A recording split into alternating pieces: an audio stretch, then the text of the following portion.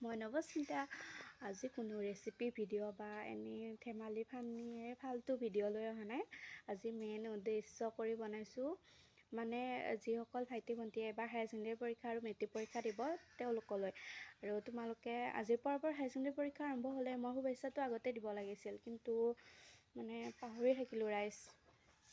পঢ়া শুনা বাদ দিয়া গ'ল যে, সেইকাৰণে এইবিলাক পাহৰিয়ে থাকিলোঁ। মনত আছে যে 13 তাৰিখৰ পৰা পৰীক্ষা হ'ব, কিন্তু 13 তাৰিখটো যে আজিয়ে মই পাহৰিছোঁ।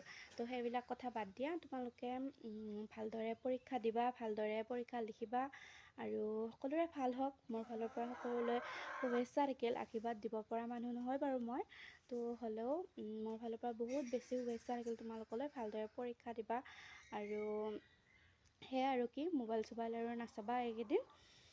আৰু মোৰ যদি ভিডিঅ'টো পোৱা, মানে পঢ়াৰ টাইমতে পুটুককৈ মোবাইলটো চাই থকা নিয়মটো আছে বাৰু সকলোৰে, মই জানো। তেতিয়া কমেণ্ট এটা দিবা, মই এবাৰ হায়াৰ ছেকেণ্ডেৰী দিম বা মই এবাৰ মেট্ৰিক দিম এনেকৈ।